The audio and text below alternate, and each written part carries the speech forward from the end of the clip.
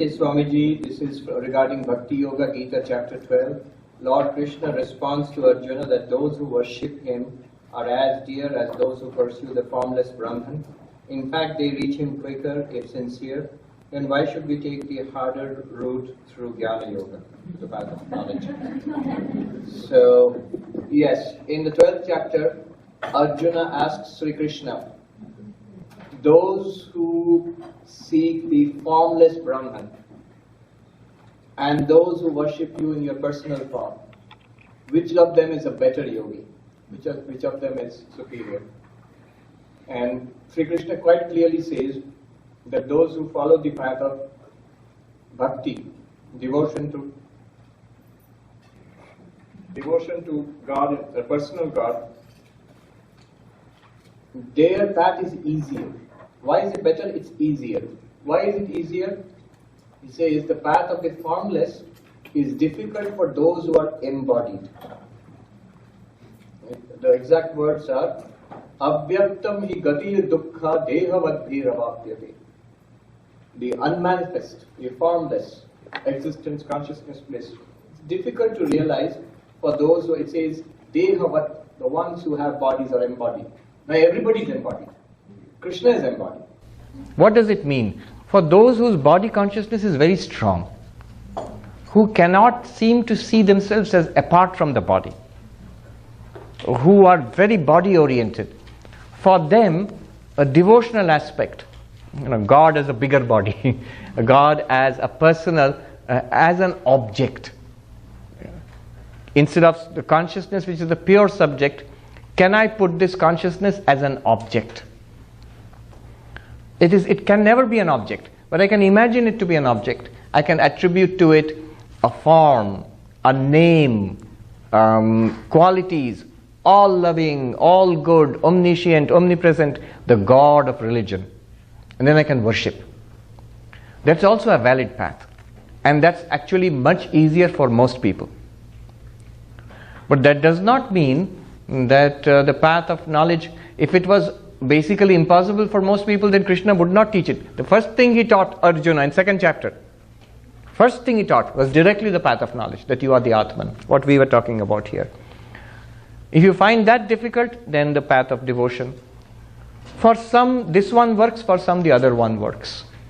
So, and in this age, lot of people, if you have an inquiring mind, if you have a rational, it has to make sense to you before you take it up. It has to be in consonance with rationality, with science, with logic. Otherwise, your mind, intellect just doesn't permit you to walk down that path. Then the path of knowledge is for you.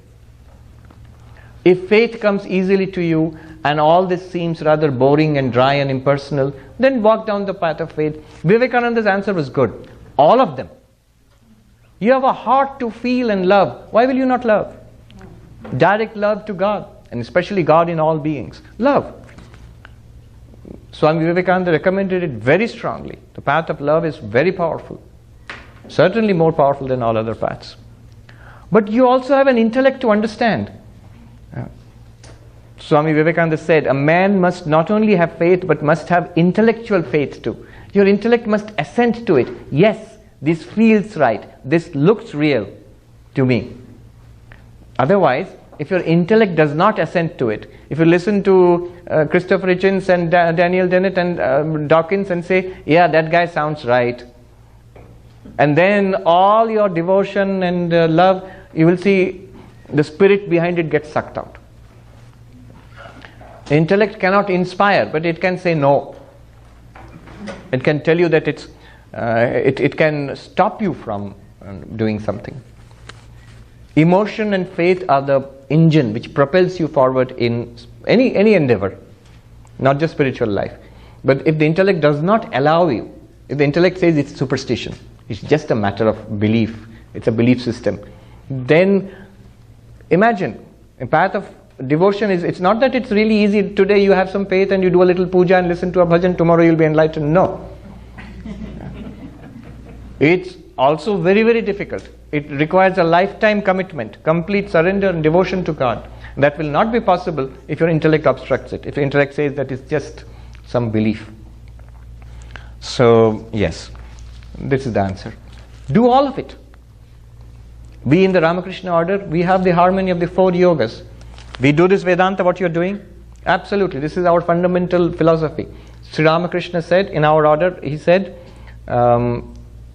keep the knowledge, yesterday I mentioned it, the knowledge of Advaita tied to the hem of your cloth, and then do whatever you like. Keep this in the background. Then you can worship God. You can love God and worship God. Now the advantage will be what you know, that what you are worshipping is real. You can meditate on God. You can serve God through good works. The Holy Mother, Ma Sharada, to a response to a question, she said and sent a reply. Said, I can say with conviction that you are Tomra Advaitavadi, that you are non-dualists. And yet you practice service and devotion and meditation, all of that. You saw the structure of sadhana, Jnana Yoga, Upasana, Karma Yoga. So that is a structure accepted by classical Advaita Vedanta. If you go to the Shankaracharyas in Sringeri, they will tell you that. It does not exclude bhakti. In fact, if you go to Sringeri or some other Shankara Mata, you will see throughout the day only rituals are going on, from morning till evening. Yeah. Is it against Advaita? Not at all. Not at all. All right.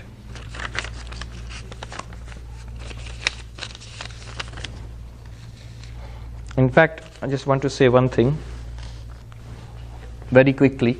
I've said it at other times, but it's good to know this. Our whole study here, the 5 verses, they can be boiled down to the 4 Mahavakyas, the great statements. So just take the typical Mahavakya, Tat Tvamasi, that thou art.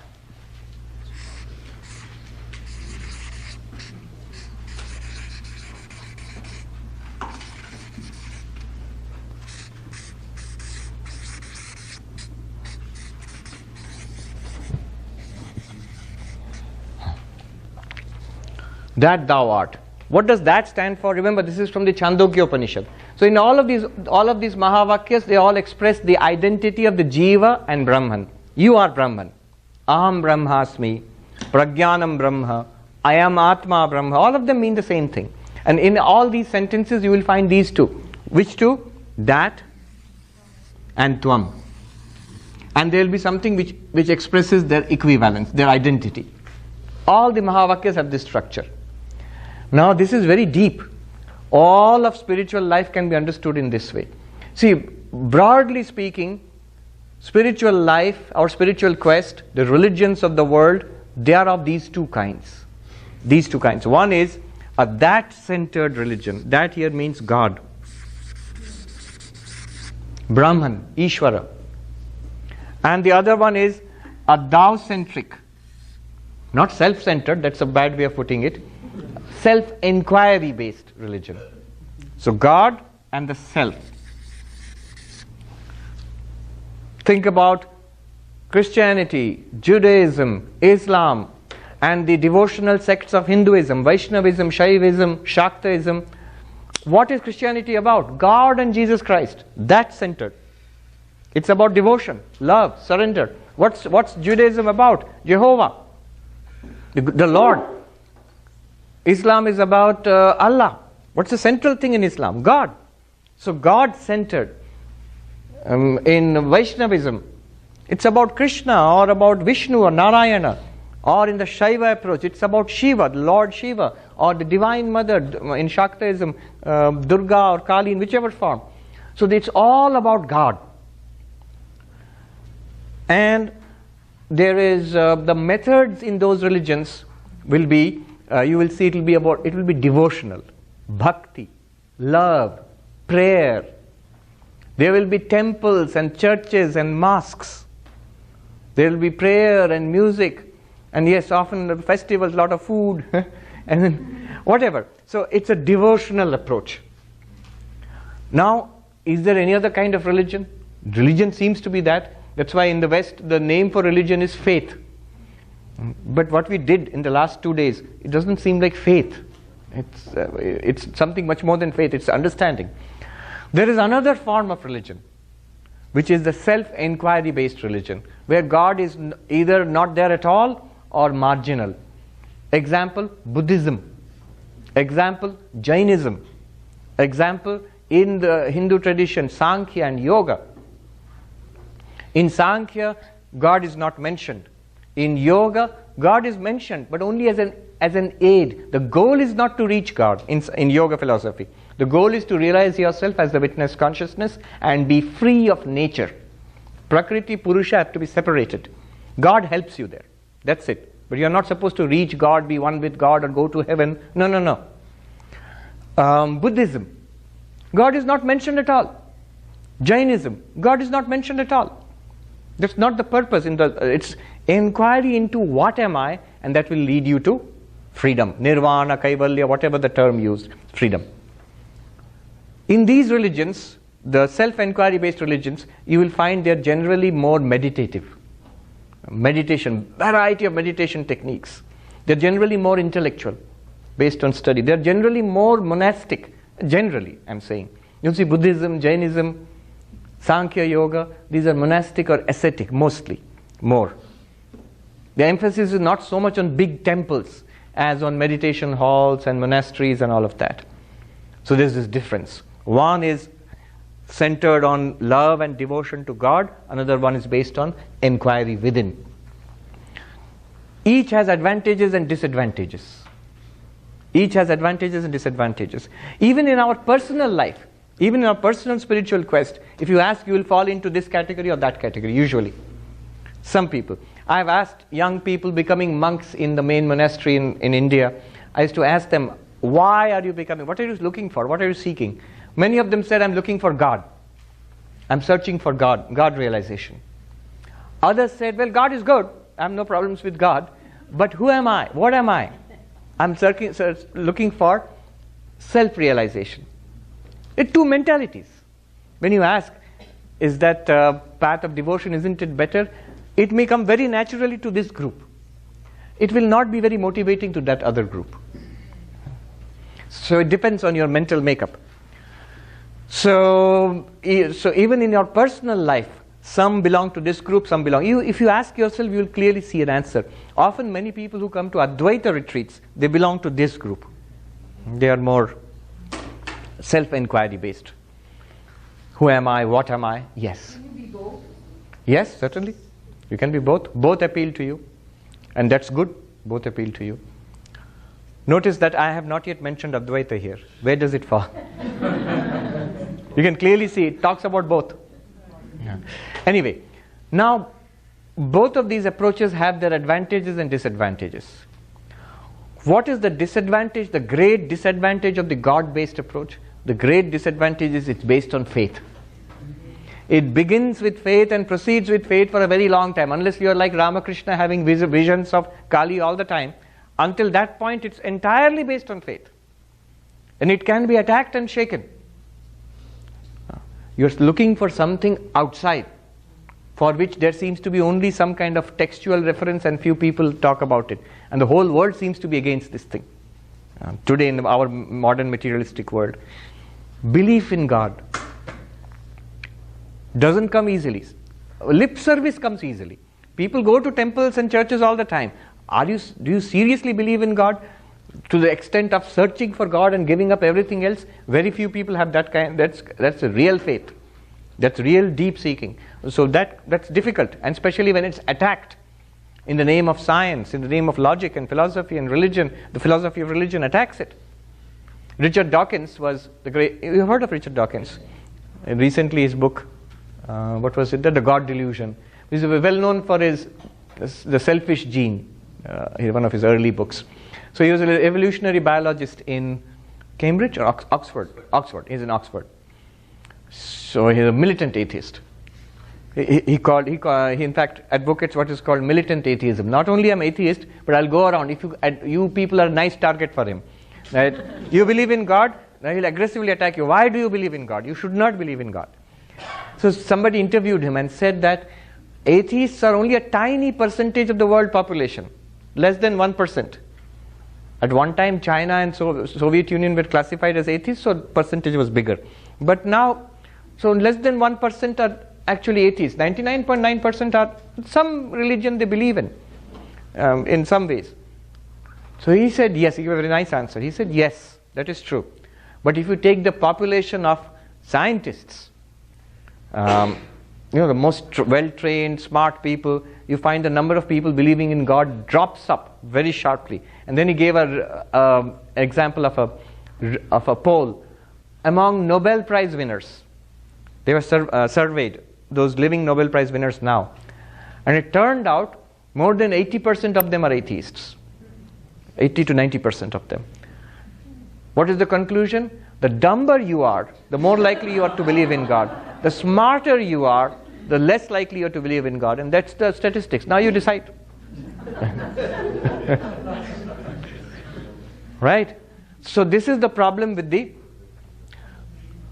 advantage of the God-centered religion is God, if God exists. God has no problems at all. God is infinite and omnipotent, omniscient. God is problem-free, entirely problem-free. God is one very happy person, personal God. If God exists, that's the only problem.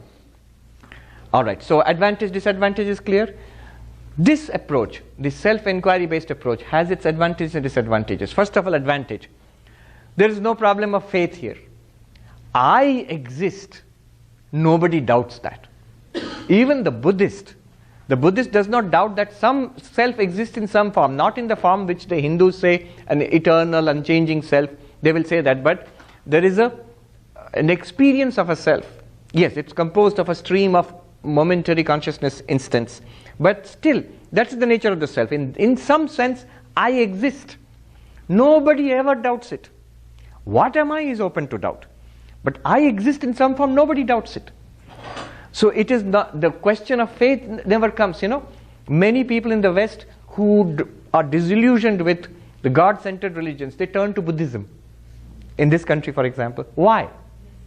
Why? Because Buddhism doesn't ask you to believe in something else. You are there. Do you seriously doubt it? No. Then investigate it. I'll give you this series of meditation techniques, mindfulness and so on. We will see.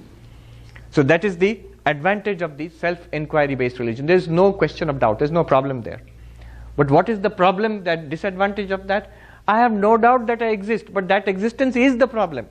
I am surrounded by so many problems. I have ill health, financial problems, relationship problems, parking problems and so on. Parking problem not here. Arizona, a lot of parking space. In Manhattan. I have endless problems. My existence is sure, but it's a limited, miserable existence. And there's death in front of me. Old age and death is there. So it's a limited, miserable existence. God's existence is unlimited, glorious existence, but doubtful. Uncertain. This is the advantage and disadvantage of the two sides. All right. Why am I saying all of this? What Advaita does is, it says that thou art. This approach is also correct, that approach is also correct. What you will find by this devotional approach to God at the very end of it, if you succeed, is exactly what you find by the self-inquiry based approach. You reach the same reality. A Sufi mystic said, when I searched for Allah, I found myself. When I searched for myself, I found Allah. I can't state it any better than that. Very beautiful. When you are searching for that reality, the reality of this God, the one consciousness which is in all beings, from the meanest animal to the highest gods, the one reality behind them, and the one reality which you find lighting up your own mind and senses and body, it's the same reality. We just read it now. I am Atma Brahma. We just read it now. What Advaita Vedanta says is, what you find by this method is what you find by that approach. It is one and the same reality. What is the advantage of the Advaitic approach? Now watch the magic. What Advaita does is, it combines the certainty of this approach with the infinitude of that approach. What you are talking about in Advaita, this Atman, Brahman, is it there or not? Are you there? Can you doubt that you are there? No. You are there. Now I will show you this certain existence about yourself, which you are certain of. You know you are there. This certain existence, I will show you, this is the unlimited God. That's what Advaita does. What did we do? In the waking, dreaming, deep sleep, the analysis of seer and seen, 5 sheets, all of that. What are we doing? We are taking up you and then removing your limitations. We show that the undoubted consciousness within each of us is the unlimited consciousness behind the universe. So, there is no doubt to this path. The infinitude of that approach and the certainty of this approach, they're shown to be identical. So this is a very interesting aspect.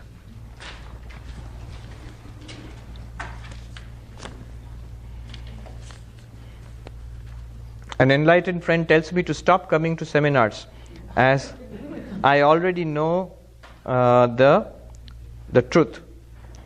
Please respond. No, don't stop coming to seminars. Why? 2 things. Good for your enlightened friend, but as long as I do not feel that certainty, I must keep seeking. Not just seminars, but I must keep meditating and praying and inquiring, doing my daily spiritual practices, communing with like-minded people like this, going to good places which inspires me, adds to me. As a seeker, this is very helpful. 1. And then, suppose you are enlightened, you already, as your friend says, you already know the truth. Then what does this seminar do? It enables you to assimilate, to stay with it. This is called nididhyasana. In another word for it is jnana nishtha. Nishtha means dedication to staying with it, assimilating it, soaking it in. You already know.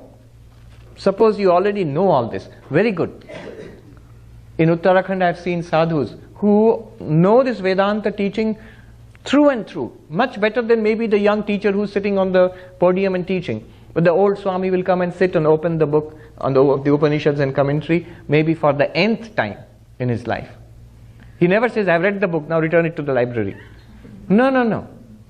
I have seen one of our teachers used to tell us, you don't read, you all, the young brahmacharis and novices, you flip.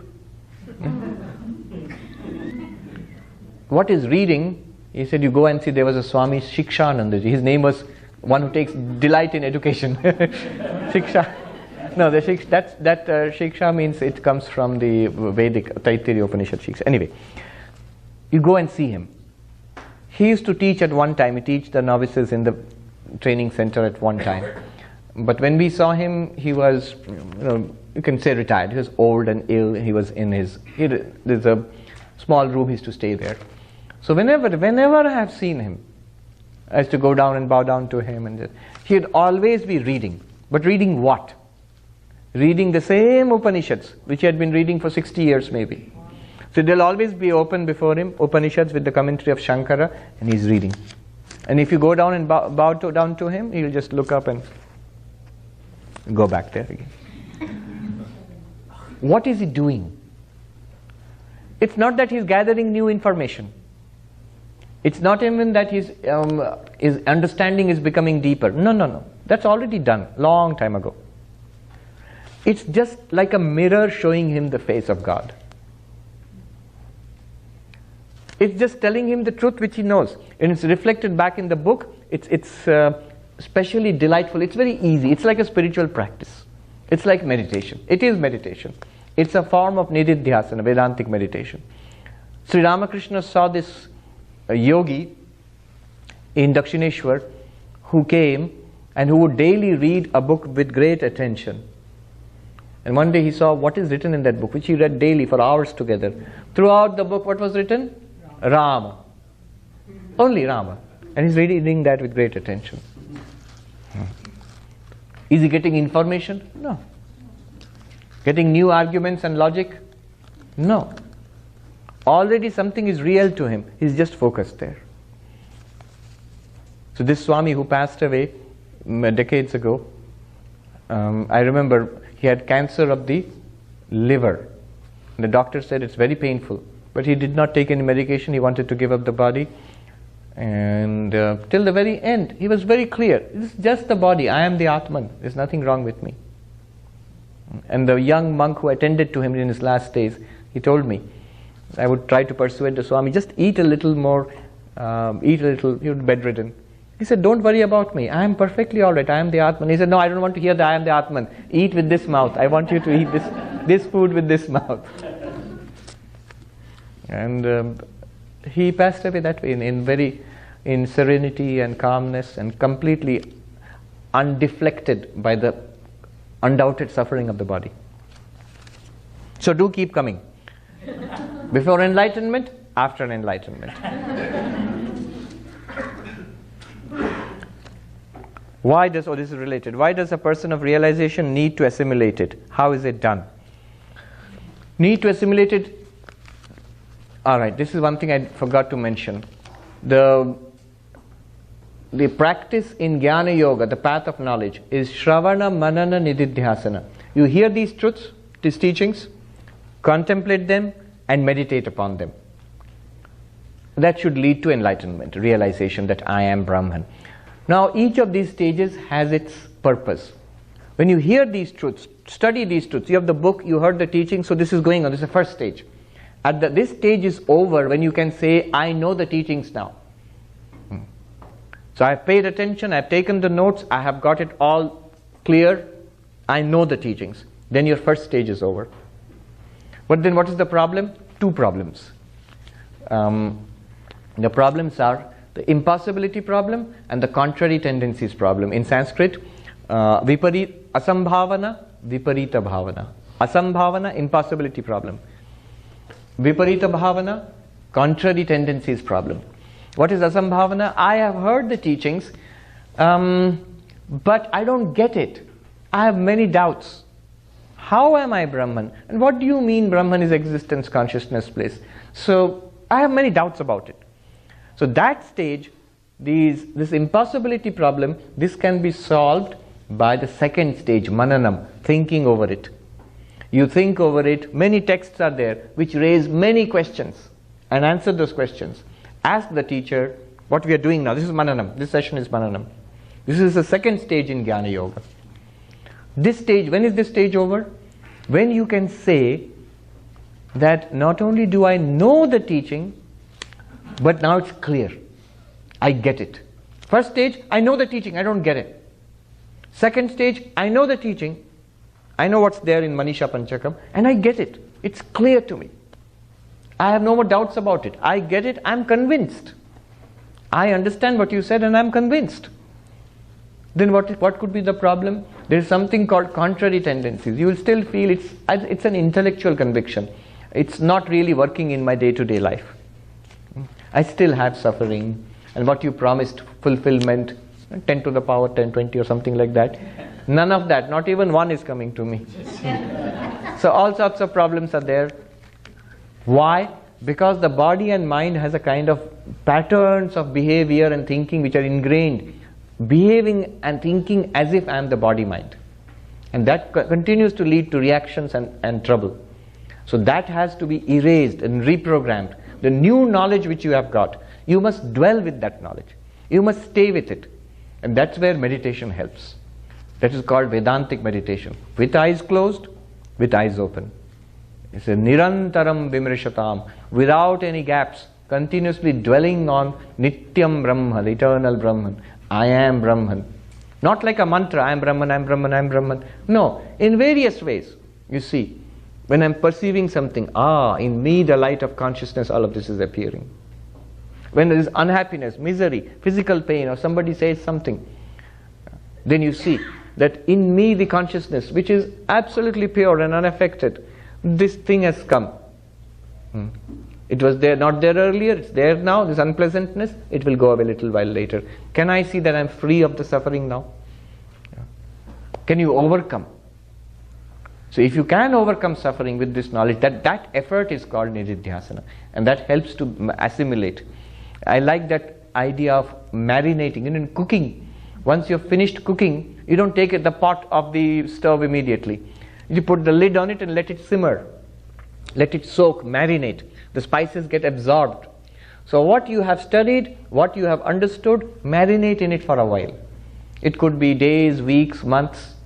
until it becomes absolutely clear. Then you should be able to claim at the end of the third stage, I not only know the teaching, I'm not only convinced about it, it's real. It's a fact. You should be able to say. Like that.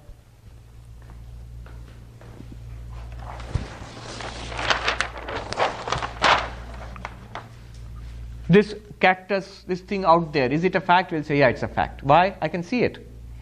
This body, which I'm seeing, is it a fact? Yeah, I see it, I feel it, it's a fact. My senses and the mind and the thoughts, is it a fact? Yes. Though you cannot experience it, I can experience my own thoughts. Those are also facts. The awareness which I'm feeling in the mind, is it a fact? Look inside. Yeah, I feel aware. That's a fact.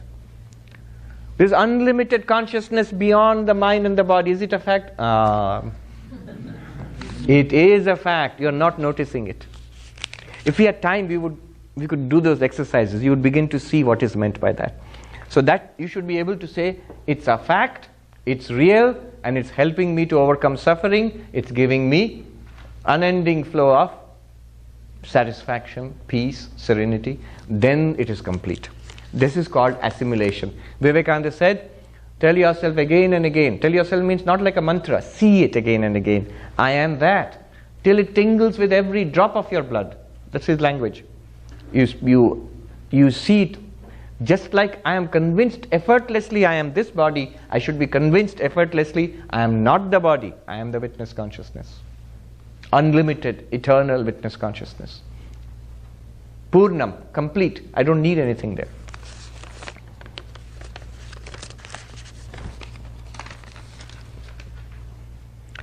About the first chart, where does suffering fit?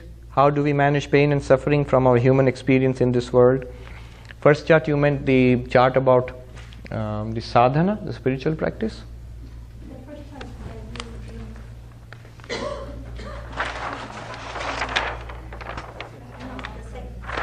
you This one? Or the one after this? This one? Here, this one. He means this one. She means this one. Yeah. So all happiness and pleasure and pain are here in the mind. Pleasure, pain, they are all chitta vritti. Something that you experience in the mind. Isn't it? When you are in deep sleep, do you experience pleasure or pain? No. Any suffering is experienced in deep sleep? No. Only when the mind is active, whether in waking and dreaming, we can suffer. So these are experiences in the mind. They are movements in the mind, vrittis. How does spirituality help us to deal with it?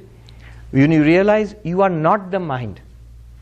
The movements in the mind, pleasurable and painful, you are equally the one which shines upon, illumines them, and gives them existence also. The word used here was spurti, the shining forth. You are the shining forth in this body and mind. The body can be ill, which leads to pain. The mind can be disappointed, frustrated. That's also pain. But if you are not the body and mind, just as the pain or the frustration of another person is seen at a distance, you will see this one also as a thing. Then you will not be affected. When you realize that you are this, what happens amazingly, in the mind also, the negative vrittis, they also automatically calm down. We suffer because we embrace the mind and body too tightly. So every modification there gives me suffering. When I see I am not it, it can do its thing. It can go old and age gracefully and suffer maybe, have diseases, recover health, and finally die. It is nothing to me. I am not it. Then suffering is tackled.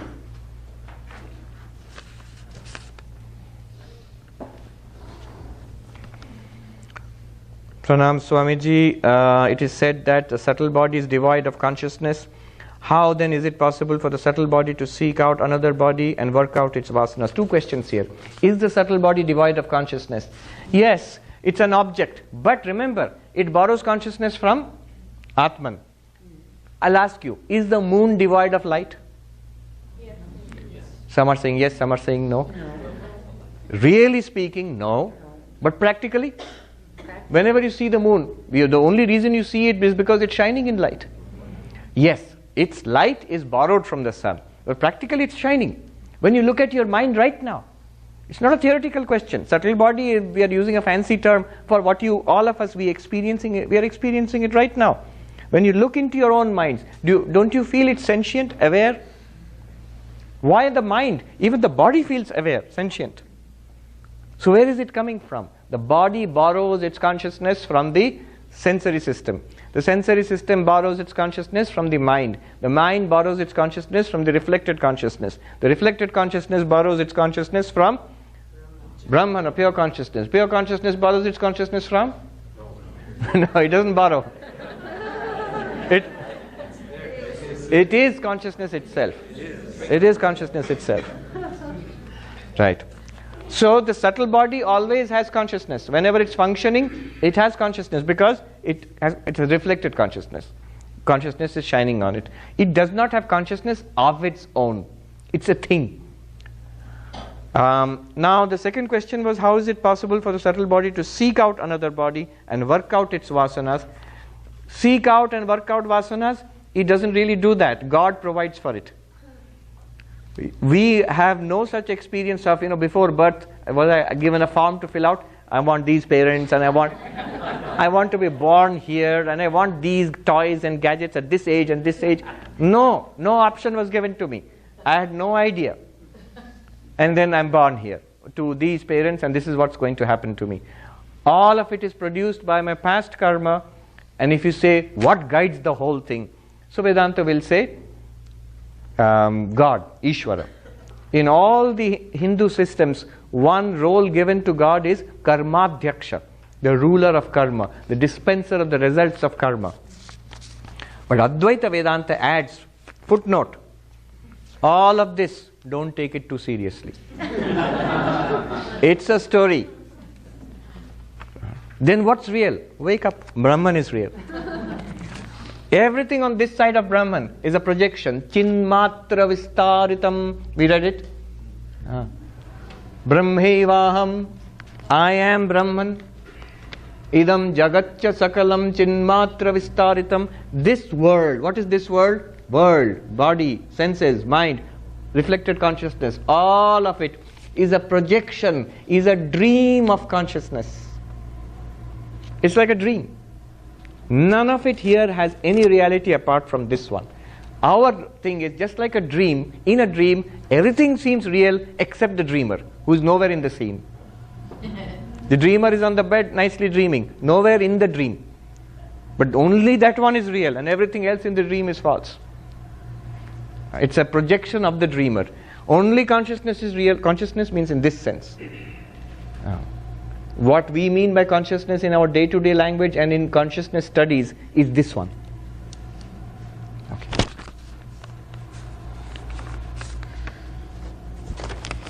What is the relationship between this consciousness and the ego? Where is the ego? Here.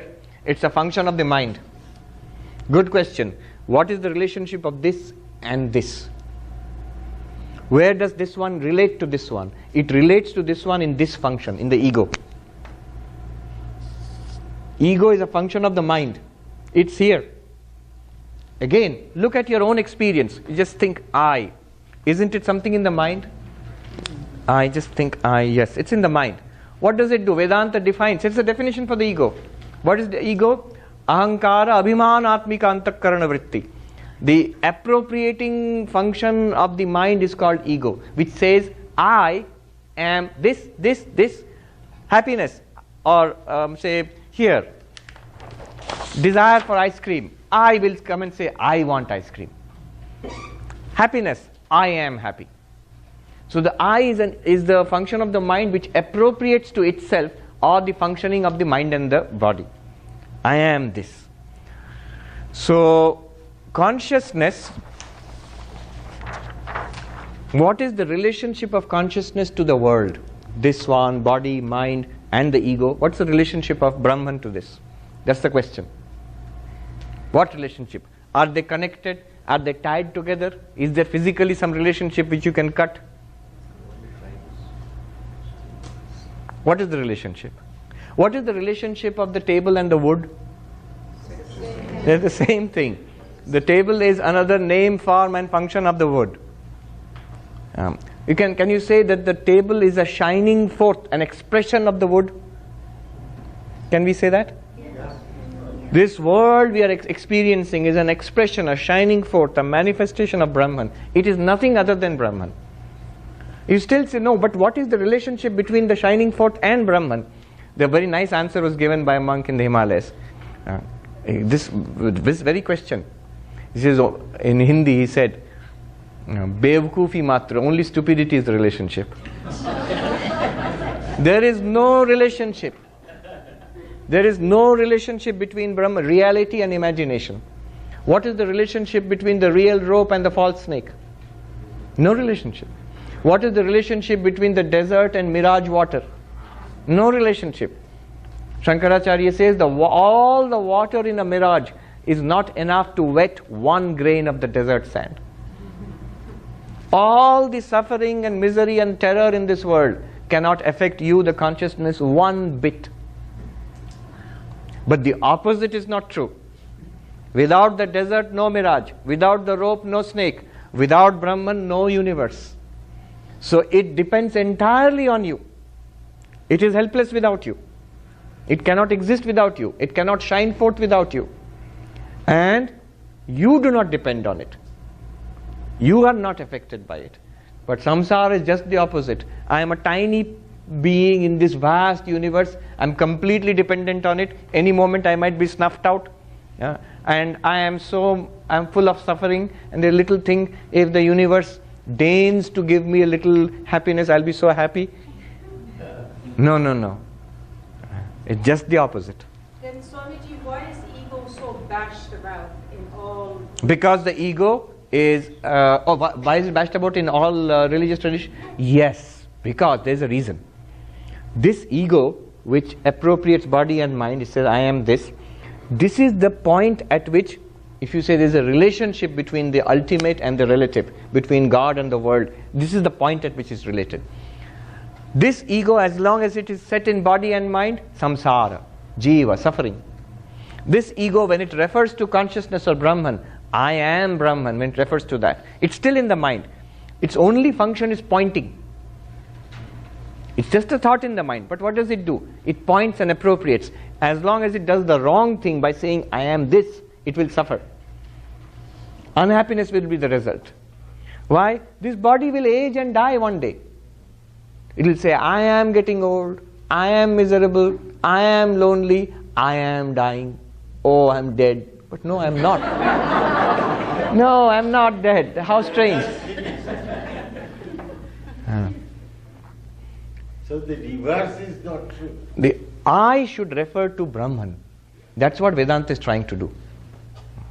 Showing the I that you cannot be the body, the changing body, the object of the body, which is an insentient body. You cannot be the mind.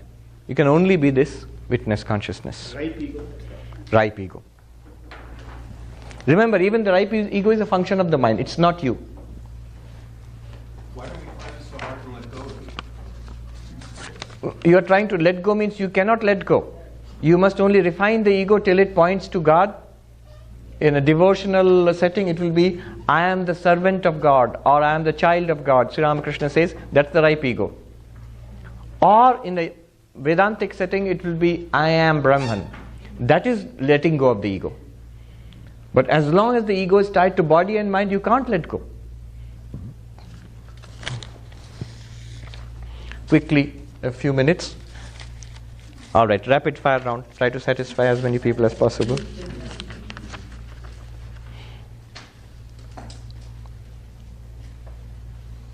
Pranam Swamiji, thank you for sending. Okay, would you be kind enough to give a glimpse of how you spend your day when not among devotees or people around you? That's a rare day. But any monk of the Ramakrishna order, what we do, or at least we are supposed to do, is the 4 yogas. You're doing either karma yoga or jnana yoga or bhakti yoga or raja yoga. Either meditating or studying or serving. See, all our activities, whether I'm typing an email on the computer or talking to devotees, it's all part of my karma yoga. I'm not supposed to do anything outside this circle. So this is what a monk does. And doesn't it get awfully boring? No. There's enough time for fun, ice cream, there's no problem at all. Namaste Swamiji, can one experience the divine Brahman while still in the body? What is the purpose of having a body? Is it to be born? Is it to burn out some sanskaras? Can one experience the divine Brahman while still in the body? What else are you experiencing now? Look at all the answers are there. Remember the cloud hiding the sun? Why would you think that the body obscures the divine Brahman consciousness? Because it's like the cloud hiding the sun. It's like asking, when there's a cloud, can you still see the sun? Of course, you are seeing this cloud by the light of that very sun. The very experience, I am still in the body, how can I experience Brahman? This very experience of being in the body, this is Brahman, the Brahman shining forth. It's like asking, while it is still a table, can you experience the wood? Or do you have to smash it? Then only it will be wood. What do we say? Touch? Touch wood. We don't say touch table. Touch wood. It is wood.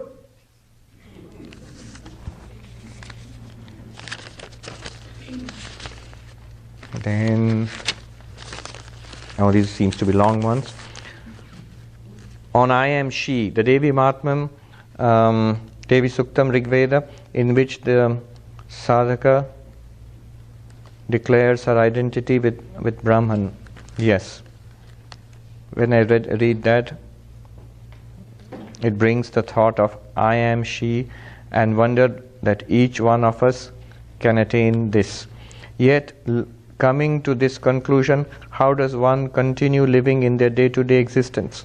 What happens to the samsara that still awaits, the responsibilities that still remain?